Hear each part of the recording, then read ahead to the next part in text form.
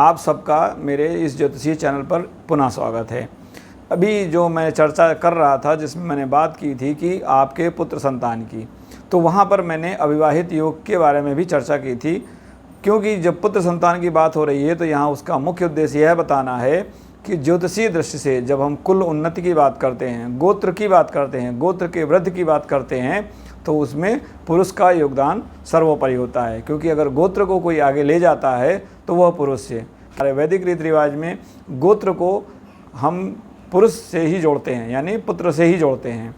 तो वहाँ पर हमने ये बात बताने की प्रयास किया था कि कैसे पिता के या माता के कर्मों का जो प्रभाव होता है वो आपके कुल उन्नति को प्रभावित करता है। अक्सर आप देखेंगे कि कई जगह पर एक परिवार से दूसरे परिवार में संपत्तियों का हस्तांतरण होता है। यानी कि अगर कन्या ही आपके कन्या संतान ही है तो वो धन संपदा आपके कुल से, आपके गोत्र से निकलकर कन्या के गोत्र में, यानी जो कन्या का विवाह जिसके साथ हुआ है उसके गोत्र में चली जाएगी।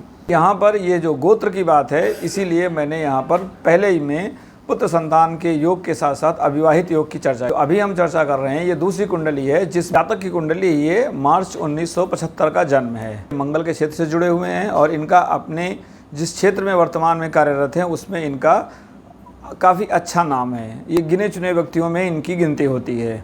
तो यहाँ पर अगर हम लग्न की बात करें तो लग्न कुंडली तुला राशि की है और दूसरे भाव में राहु और चंद्रमा का योग है।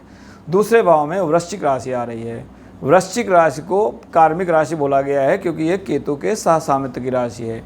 वृश्चिक राशि और कुंभ राशि, राहु और केतु, ये चार आयाम हमें कुंडली में जरूर देखने चाहिए जिन पर आपकी बाध्यता बनती है।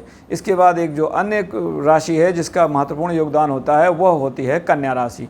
क्योंकि जो 6, 8 और 12 ये तीन भाव ऐसे बताते हैं कि ये कहीं ना कहीं हमारे बंधन है। मीन राशि भी बंधन की राशि कही जाती है, उसे शयन की, जेल की या संन्यास की राशि बोली गई है। तो अगर देखें तो हमें ऊपरी तौर पर किसी भी कुंडली में 6, 8, 12 ये राशियाँ राहु केतु अक्ष और राहु केतु की जो राशि अधिपति हैं उनको देखना ज़रूरी होता है। तो यहाँ दूसरे भाव में जो राशि है वो वृश्चिक राशि है जिसकी राशि अधिपति केतु और मंगल हैं। केतु राहु तो एक ही अक्ष में होते हैं। दूसरा भाव ही वीर्य का भाव होता है पुरुष के लिए, क्योंकि ये पुरुष की कुंडली है। तो यहाँ पर हम जब वृष राशि की बात करेंगे, शुक्र की बात करेंगे, तो उसका सीधा संबंध वीर्य की गुणवत्ता से। कन्या या बालक संतान के बारे में हमारा वीर्य का दारोमदार बहुत ज़्यादा होता है। अब इसके बाद बात करते हैं कारकों की। तो जब कारक की बात करते हैं तो कारक गुरु हैं। तो लग्न कुंडली में अगर हम गुरु का देखें तो जो गुरु हैं लग्न कुंडली में वो बैठे हुए हैं छठे भाव में। गुरु छठे भाव में हैं और वो भी शुक्र के साथ हैं। शुक्र का लग्न है, लग्न अपने से छठे में गया है और छठे में यानी कि लग्न अपना ही स्वयं शत्रु का रूप बना रहा है। सामान्यतः जब छठे भाव में शुक्र होता है इसे आजाद शत्रु योग कहा गया है। ऐसे लोगों के कोई शत्रु नहीं होते हैं क्योंकि उनका आचार ऐसा समझौतावादी होता है कि वो हर जगह फिट बैठते हैं। लेकिन गुरु का यहाँ पे साथ आना कहीं ना कहीं उनके अंदर एक नकारात्मक पहलू भी लाएगा। गुरु सात्विक ग्रह हैं तो वो षड रिपु के रूप में, यानी आपके बाहरी कोई शत्रु पैदा नहीं करेंगे लेकिन आपके अंदर एक समस्या वो ला सकते हैं। तो यहाँ पर गुरु को संतान का कारक बोला गया है, तो हमें संतान के पहलू को भी नज़रअंदाज नहीं करना है। अब जब हम संतान की बात कर रहे हैं तो पंचम भाव, चतुर्थ भाव, सप्तम भाव जो कि आपके विभिन्न पहलुओं के हैं, जैसा कि मैंने पिछली कुंडली में आपको बताया था, उसके आधार पे हम देखते हैं कि गुरु का प्रभाव कहाँ रहेगा। अब हम बात करते हैं इनके जो अष्टम भाव है, क्योंकि अष्टम भाव हमारे निज दोष हैं, हमारे अस्थायी समस्याएँ हैं। तो वहाँ पर दूसरे भाव की ही कालपुरुष की राशि वृष आ रही है जो कि राहु केतु अक्ष में है। गुरु शुक्र से पीड़ित हो रहे हैं और यहाँ पर जो राशि आ रही है वो राशि आ रही है मीन राशि। मीन में शुक्र उच्च के होते हैं। यहाँ बात करें मंगल की तो मंगल और बुध की चतुर्थ भाव में युति है और जो चतुर्थ भाव में है जो वहाँ राशि आ रही है वह राशि आ रही है मकर की। तो मकर राशि है वो शनि की संघर्ष की राशि है। ये कार्मिक राशि है, इसे दलदल भी कहा जाता है। जो ग्रह इसमें जाते हैं उन्हें अपना पराक्रम दिखाना होता है। तो यहाँ पर बुध और मंगल जा रहे हैं तो ये पराक्रम का मामला बैठता है। और जातक मंगल के ही क्षेत्र में है, बुध के ही क्षेत्र में है, उसका जो क्षेत्र है वो संचार से संबंधित है। मंगल रक्षक का काम है, यानी रक्षा करना, बचाना। तो यह जातक साइबर क्राइम से जुड़ा हुआ है। पंचम भाव ओवरऑल हमारे संतान का है। तो वहाँ पर राशि आ रही है वो कुंभ आ रही है और कुंभ शनि की राशि है और राहु की राशि है। तो यहाँ पर ग्रहण योग और बंधन योग दोनों ही दिखा रहे हैं। नवम भाव में शनि है, शनि वक्री होकर त्रिकोण में है। और शनि की अगर देखें तो जो तीसरी दृष्टि है वो इच्छा भाव पर जा रही है, जिससे इच्छा भाव ही पंचम के एक्सिस में होता है। उसकी जो 10वीं दृष्टि है वो छठे भाव पर जा रही है, जहाँ पर शुक्र और गुरु की युति है। यानी शनि शुक्र गुरु को प्रभावित कर रहे हैं, शनि धर्म त्रिकोण को प्रभावित कर रहे हैं, शनि इच्छा भाव को प्रभावित कर रहे हैं, शनि संतान भाव को प्रभावित कर रहे हैं। तो शनि का यहाँ पर जाल चारों तरफ है। और शनि वक्री हैं और अपने मित्र की राशि बुध में है और में चतुर्थ भाव में है। तो कहीं ना कहीं यहाँ बुध का रोल डोमिनेंट हो जाता है और बुध इस तरह पीड़ित हैं। मंगल के साथ हैं, तो मंगल और बुध में अगर देखा जाए तो मंगल के साथ बुध के साथ मंगल को असहज महसूस होता है। वैसे भी चौथे भाव में दोनों को ही पीड़ित माना जाता है, दोनों ही नीच माने जाते हैं। अब हम बात करते हैं इनकी नवमांस कुंडली में, क्योंकि भाग्य का साथ देखना भी ज़रूरी है। कभी कभी जो कुंडली में आपके योग दिखाई पड़ रहे हैं वो भाग्य से आपके टल जाते हैं, यानी वहाँ पर वो योग भंग हो जाते हैं। तो यहाँ पर अगर हम इनकी भाग्य यानी नवमांस कुंडली देखें तो वो वृश्चिक राशि की है। भाग्य की कुंडली में वृश्चिक राशि का लग्न में आना बताता है कि कोई ना कोई कार्मिक पहलू भाग्य से जुड़ा हुआ है। इसके बाद बात करते हैं वहाँ पर लग्न में ही शुक्र हैं। वृश्चिक राशि में शुक्र का आना पुनः दर्शाता है कि कोई ना कोई गंभीर समस्या या दृढ़ समस्या शुक्र से संबंधित आएगी। ये विवाह की भी हो सकती है, पत्नी की हो सकती है या वीर्य की हो सकती है। अब यहाँ पर अगर हम बात करें दूसरे भाव की, दूसरे भाव में धनु राशि आती है जो धर्म की राशि है। गुरु लग्न कुंडली में पीड़ित थे, शनि से दृष्टि थी उनकी। और यहाँ पर अगर हम देखें तो गुरु जा रहे हैं नवम भाव में, और नवम भाव में गुरु बुध के साथ हैं, और जो बुध के सामने की राशि है बुध के साथ हैं, और ये कर्क राशि में है। कर्क राशि में बुध नीच के माने जाते हैं और यहाँ पर गुरु उच्च के माने जाते हैं। तो जब कभी दो नीच और उच्च ग्रह युति करते हैं तो उच्च ग्रह के फल में कमजोरी आती है और जो नीच ग्रह है उसको बल मिलता है। यानी बुध यहाँ पीड़ित होकर भी बली हो रहे हैं, उनको गुरु का बल मिल रहा है। और यहाँ पर साथ में मंदी भी है। मंदी विलंबन को बताता है, मंदी राशि से संबंधित कार्मिक बाध्यता दिखाता है। तो ये कहीं ना कहीं 3 नंबर की राशि हमारे सेक्सुअल अटैचमेंट की है, सेक्सुअल एक्ट की है। तो कहीं ना कहीं वहाँ पर भी कुछ कार्मिक बंधन दिख रहे हैं जो बुध से संबंधित हैं। अब यहाँ बात कर लेते हैं, गुरु की बात हो गई, मंगल की बात हो गई, बुध की बात हो गई। अब राहु केतु अक्ष यहाँ पर कहाँ बन रहा है? तो अगर हम राहु केतु अक्ष की बात करें तो राहु केतु अक्ष बन रहा है छठे भाव में और द्वादश भाव में। और द्वादश भाव में तुला राशि है जो कि शुक्र की कालपुरुष की राशि है, और इसी के अंदर मनुष्य के वो अंग आते हैं जो वीर्य का उत्पादन करते हैं। यानी राहु केतु अक्ष ने पहले कुंडली में द्वितीय भाव को प्रभावित किया, यहाँ पर शुक्र को प्रभावित किया, और यहाँ पर अभी वो उस अंगों को भी प्रभावित कर रही है। तो कहीं ना कहीं ये शुक्र संबंधित पीड़ा परिलक्षित हो रही है। अगर यहाँ ग्रहों की बात करें तो अधिकतर सारे के सारे ग्रह मोक्ष पुरुषार्थ में हैं। जो जल तत्व की राशियाँ होती हैं वो मोक्ष पुरुषार्थ कहलाती हैं। तो यहाँ पर वृश्चिक राशि में शुक्र हैं, उसके बाद कर्क राशि में गुरु और बुध हैं। इसके बाद अगर हम देखें तो जो आपके सूर्य और मंगल और शनि नवमांस कुंडली में, सूर्य मंगल और शनि आपके मीन राशि में है, ये भी मोक्ष पुरुषार्थ की राशि है। तो जो ग्रह सारे मोक्ष पुरुषार्थ में केंद्रित हो रहे हैं तो ये मानवीय पहलू को कहीं ना कहीं नकारात्मक रूप से प्रभाव कर डालते हैं। वैसे ही अगर वैदिक दृष्टि से देखा जाए तो ये आपको जो पिछले बंधन है उनसे मुक्त कराने की राशि है। यानी अगर हम कहें तो पिछला बंधन कुछ ऐसा है कि आपको आगे उससे मुक्ति मिलने वाली है। तो यहाँ तो कन्या संतान है तो शायद अपने गोत्र से ही मुक्ति मिल जाए, यानी अपने कुटुंब से ही मुक्ति मिल जाए, क्योंकि अब जो है गोत्र दूसरी पीढ़ी में ट्रांसफ़र हो जाएगा, दूसरे परिवार में, दूसरे कुटुंब में ट्रांसफ़र हो जाएगा। अब हम बात करते हैं कि क्या ये जो योग दिख रहा है वो आपके दशमांश कुंडली में है, क्योंकि कार्मिक पहलू देखने के लिए दशमांश कुंडली की निहायत ज़रूरत है। उसके बिना हम नहीं समझ सकते कि आपका कार्मिक बंधन कहाँ आ रहा है। तो यहाँ अगर हम दशमांश कुंडली की बात करें तो दशमांश कुंडली भी वृश्चिक राशि का है, यानी नवमांश और दशमांश कुंडली लग्न वर्गोत्तम हो रही हैं। तो भाग्य के साथ कर्म का बंधन बहुत मजबूती से जुड़ा हुआ है। और यहाँ पर अगर हम बात करें तो लग्न में मंगल और गुरु हैं। मंगल की ये खुद की राशि है और गुरु का ये उच्च भाव है। तो कर्म की दृष्टि से धर्म भाव यानी धर्म त्रिकोण मजबूत हो रहा है। और यहाँ पर वृश्चिक राशि दृढ़ बंधन को दिखाती है, क्योंकि जातक ने ऊंचाई हासिल की है। अब गुरु का मतलब है फाइनेंस का, तो यह जातक साइबर क्राइम में फाइनेंस सेक्टर में ही डील करता है। तो फाइनेंस सेक्टर में, साइबर क्राइम में बुध से जुड़ा काम, मंगल से जुड़ा काम, तो यानी यही जो ग्रह एक तरफ नकारात्मक हैं लेकिन ये दूसरे पक्ष में इसको मजबूती प्रदान कर रहे हैं। इसके बाद हम बात करते हैं कि छठे भाव में कौन सी राशि आ रही है, क्योंकि छठा भाव कर्म का शत्रु होता है। तो वहाँ पर देखिए तो छठे भाव में बुध, शुक्र और केतु की युति है। छठे भाव में मंगल की राशि है और वहाँ पर बुध, शुक्र और केतु की युति है। यहाँ पर बुध को केतु का सहयोग मिल रहा है और शुक्र यहाँ पर पुनः पीड़ित हो रहे हैं, क्योंकि वैसे भी शुक्र की मंगल की मित्रता नहीं है। तो इस प्रकार से छठे भाव में शुक्र का जाना, लग्न त्रिकोण में मंगल और गुरु का योग, एक ब्रह्मचारी है और दूसरा सन्यासी है। तो लग्न त्रिकोण में ब्रह्मचारी और सन्यासी, छठे भाव में जो कारक है वो शुक्र, और वहाँ पर किन्नर या अपरिपक्वता का कारक बुध केतु के साथ, केतु भी सन्यास के कारक हैं। अब हम बात करते हैं इनके कर्म भाव की। कर्म क्षेत्र का बंधन हम दसम भाव से देखते हैं। वहाँ पर सिंह की राशि है और सिंह राशि में सूर्य और चंद्रमा की युति है।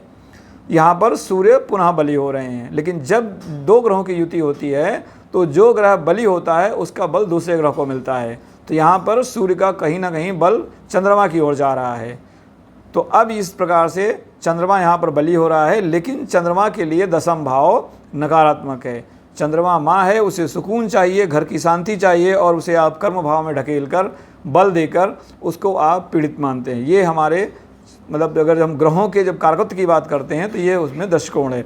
गुरु को भी दसम भाव में नीच का माना जाता है या मकर राशि में नीच का माना जाता है। इस प्रकार अगर हम देखें तो शनि यहाँ पर मंदी के साथ द्वितीय भाव में, यानी द्वितीय भाव यहाँ पुनः पीड़ित हो रहा है। द्वितीय भाव में जो राशि है वो धनु राशि है, धर्म की राशि है। और इसके बाद अगर हम बात करें जो काल पुरुष की वृष राशि है, जिसे हम वीर की राशि बोलते हैं, तो वहाँ पर मंगल गुरु की दृष्टि पड़ रही है और ये भाव एक तरफ बुध, केतु और शुक्र से है। यानी कि यहाँ पर एक भाव एक तरफ जो इन ग्रहों का, जो अगर हम इन ग्रहों का परिचालन देखें तो ये बुध और शुक्र इस भाव में जा रहे हैं। बुध इस भाव में नकारात्मक माना जाता है।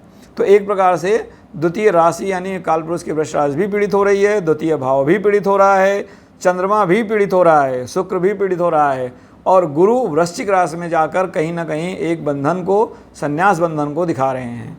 अब हम आगे आते हैं कि क्या ये जो सारे बंधन हैं इसमें कहीं इनके पितरों का रोल है, क्योंकि जब राहु केतु ग्रह, जो राहु केतु अक्ष है वो द्वितीय भाव में बन रहा है और जातक को पुत्री संतान ही है, तो कहीं ना कहीं राहु केतु का रोल हमें द्वादशांश कुंडली में देखना ज़रूरी है, जो कि हमारे पितृ, माता पिता और उनसे ऊपर के जो पितृ हैं उनके भौतिक पहलुओं को बताती है। तो यहाँ पर अगर हम द्वादशांश कुंडली में जाएँ, धनु राशि की है और लग्न में ही चंद्रमा है, लग्न में चंद्रमा है। चंद्रमा वैसे सात्विक ग्रह माने जाते हैं। इसके बाद अगर हम देखिए तो लग्न त्रिकोण में मंगल की राशि के गुरु हैं, ये भी एक शुभ योग है। इसके बाद अगर हम बात करें कि जो हमें अभी तक नकारात्मक ग्रह नौमांश में और दशमांश में और हमें लग्न में मिल रहे थे, क्या वो यहाँ पर भी नकारात्मक हैं? तो हम पहले नज़र डालेंगे शुक्र पर। जो कारक शुक्र हैं, कारक शुक्र दशम भाव में, कारक शुक्र दशम भाव में कन्या राशि के हैं। कन्या राशि संघर्ष की राशि है, रोग रिपु ऋण की राशि है, और दशम भाव में जाना कहीं ना कहीं बताता है कि यह शुक्र को पुनः जितने जल तत्व के ग्रह हैं, चंद्रमा हो गया, आपके गुरु हो गए, चंद्रमा हो गया, शुक्र हो गए, जो जल तत्व के ग्रह हैं इनको दशम भाव में नीचता मानी जाती है। दशम भाव कर्म की राशि है और जलीय तत्व मानसिक कार्य शैली को दिखाते हैं। तो यदि जातक का कार्य मानसिक रूप से हो तो ये यहाँ पर अच्छा प्रभाव देते हैं। यहाँ पर चार ग्रहों की युति हो रही है, जिसमें सूर्य, बुध, केतु और सूर्य, शुक्र, बुध और केतु, चार ग्रहों की इस भाव में युति है। और इस दृष्टि से देखें तो यहाँ पर सूर्य भी पीड़ित हो रहे हैं। सूर्य स्वास्थ्य के कारक हैं, आपके मेटाबॉलिज्म के कारक हैं, ओवरऑल हेल्थ के कारक हैं। बुध यहाँ पर बली हो रहे हैं क्योंकि बुध को इस भाव में दिग्बल मिलता है, और शुक्र यहाँ पर पीड़ित हो रहे हैं क्योंकि वे उनके लिए दिग्बल शून्य का भाव है। इस प्रकार यहाँ पर शुक्र पुनः पीड़ित हो रहे हैं और बुध का दबदबा यहाँ पर भी है। तो अगर हम चारों कुंडलियों को एक साथ समावेशित करें तो नौमांश में, लग्न में, दशमांश में और द्वादशांश में बुध का नकारात्मक प्रभाव बहुत ज़्यादा दिख रहा है। जब हम बुध की बात करते हैं तो बुध को ध्यान रहे, भौतिक जीवन में बुध हमारी संचार है, हमारी वाणी है, हमारा लेखन है, हमारा ऑडिट है, हमारा छोटे बच्चों के साथ आचरण है, हमारा छोटे जानवरों के साथ आचरण है। यानी जो छोटे जानवर होते हैं, पक्षी होते हैं, कीड़े मकोड़े होते हैं, वो सभी बुध से निरूपित होते हैं। बुध को पौधों का कारक बोला गया है। तो इस प्रकार की जो आपका बुध का नकारात्मक पहलू ये बताता है कि आपका जुड़ाव इन क्षेत्रों में होगा, क्योंकि ये बाध्यता है। राहु केतु आपके द्वादशांश कुंडली में बुध को साथ में लेकर आए हैं। अब यहाँ पर अगर आप परामर्श पहले ले लेते हैं, यदि आप ज्योतिषी से पहले मिलते हैं, तो कहीं ना कहीं ज्योतिषी आपको ये सलाह देगा कि आप इन क्षेत्रों में जाइए, अपने आचरण को धर्म संगत बनाइए और उस क्षेत्र में जो भी राजसिक, तामसिक और सात्विक उपाय हैं उनका आप प्रयोग कीजिए, जिससे कि आप बुध के नकारात्मक पहलू को से उबर सकें। तो यहाँ अगर हम बुध के दान धर्म की बात करें, कार्यक्षेत्र की बात करें, तो बुध लेखन का कारक है। अपने लेखन से आप अधर्म ना करें, यानी आप कोई पेपर में फ्रॉड ना करें, आप वाणी के जरिए किसी को नकारात्मक रूप से ना परेशान करें, आपके द्वारा छोटे बच्चों को प्रभावित ना किया जाए, जो छोटी कन्याएं होती हैं उनके साथ आपका आचरण सही होना चाहिए, आपके घर में पुस्तकों की स्थिति अच्छी होनी चाहिए, यानी ये सब बुध के क्षेत्र हैं। आपके यहाँ जो लेखन सामग्री है वो ढंग से रखी हुई होनी चाहिए। अगर आपके पास किताबों का अंबार है, आप उसे पढ़ते नहीं हैं, नकारात्मक बुध। आपके पास बहुत सारे पेन हैं, आप उनको इकट्ठा करके रखे हैं, तो नकारात्मक बुध। आपके पास लेखन सामग्री है जिसे आप यूज नहीं करते हैं, बहुत दिन तक रखे हुए हैं, तो ये बुध का नकारात्मक पहलू है। तो बुध आपकी बुद्धिमत्ता भी है, एक्वायर्ड इंटेलिजेंस है। तो ये अगर आपके साथ लक्षण हैं तो कहीं ना कहीं आपका बुध कमज़ोर पड़ रहा है और ये आपके विभिन्न आयामों पे नकारात्मक रूप से डालेगा। बुध आपकी वाणी है, संचार है, मैंने बताया बुध आपका ऑडिट है, अकाउंटिंग है, कन्याएं हैं। तो आपको इन लोगों को दान देना चाहिए, इन क्षेत्रों में अपना निःशुल्क सहयोग देना चाहिए। जैसे कोई धार्मिक संस्था हो, वहाँ पर आप अपने लेखन के जरिए निःशुल्क सहायता दीजिए। कोई विद्यालय, वहाँ पर निःशुल्क पढ़ाइए। अगर विद्यालय या छोटी कन्याएं हैं उनको निःशुल्क शिक्षा दीजिए। तो इस जरिए अगर आप बुध को अपने धर्म का बल देते हैं तो यही बुध जो नकारात्मक है आपको संतान सुख दे सकता है। तो यहाँ पर जब हम बात करते हैं कि क्या कोई योग नकारात्मक है तो वो अलग पहलू है। अब क्या आप उससे ऊपर उबर सकते हैं, तो उसके लिए जो वैदिक उपाय दिए गए हैं वो मंत्र हैं, दान है और आपके तामसिक पूजा पाठ हैं, हवन हैं। आप इनका सहारा ले सकते हैं किसी योग्य व्यक्ति से सलाह लेकर, और इसके जरिए आप अपने कष्टों में कमी ला सकते हैं, अपने कर्मों में सुधार कर सकते हैं। तो संभव है कि देर ही सही लेकिन आपको यह प्राप्ति हो जाए। कभी कभी आप देखेंगे तो कई लोगों को संतान की प्राप्ति काफ़ी विलंब से होती है, यहाँ तक कि कई लोगों को तो कन्या संतान से 10-10, 12-12 साल बाद पुत्र संतान की प्राप्ति होती है। तो कहीं ना कहीं अगर वो अपने कार्मिक पहलू को मजबूत बना रहे हैं तो उनको यह योग सामान्य रूप से जो नकारात्मक था वो परिलक्षित हो सकता है। ये आपने कितने कर्म अच्छे किए हैं, क्या आप अपने को सही कर्म की दिशा में ले गए हैं, तो इसके लिए हम प्रश्न कुंडली का सहारा लेते हैं। आशा है आपको ये विश्लेषण समझ में आया होगा। इसमें मैंने 2-3 पहलू और थे जिनकी चर्चा नहीं की है, जैसे अष्टक वर्ग। इसके बाद हम यहाँ पर लेते हैं कारकों का जो आपका विमसोपक बल। इसके बाद हम गोचर में मतलब जो दशाएं चल रही हैं उनके साथ गोचर का संबंध कैसा है, आपकी जो विभिन्न दशाएं हैं उनका क्या रोल है, साथ में जो नक्षत्र हैं वो ऊर्ध्वमुखी हैं, अधोमुखी हैं, जो नक्षत्र के अधिपति हैं उनका क्या रोल है। दृष्टियों में जैमिनी दृष्टि का भी हमने यहाँ पर उपयोग नहीं किया है। तो ज्योतिष एक गहन है, इसमें अगर हम विश्लेषण करें तो काफ़ी गहराई तक उतरना पड़ता है। यदि आपके पास कोई अन्य सलाह है या अगर आपको मेरे इस विश्लेषण में कोई कमी नज़र आ रही है तो आप निश्चित रूप से उसको हमें कमेंट के माध्यम से बताएं, हम उस पर सुधार करेंगे। क्योंकि मैं इतना बड़ा ज्ञानी नहीं हूँ, ये मेरा अल्प ज्ञान है, लेकिन मैं ज्ञान को अपने तक सीमित रखना भी एक अधर्म है। तो मैं अपने ज्ञान को आप तक पहुँचाने का प्रयास कर रहा हूँ। आप मेरे इस विश्लेषण को सुने, इसके लिए आपका धन्यवाद। अगर आपको विश्लेषण समझ में आया हो, पसंद आया हो, प्रस्तुति अगर पसंद आई हो, तो आप कृपया मेरे चैनल को लाइक, सब्सक्राइब और शेयर करें। आप सबका मेरे से जुड़ने के लिए धन्यवाद। आपका दिन शुभ हो। ओम गुरुवे नमः।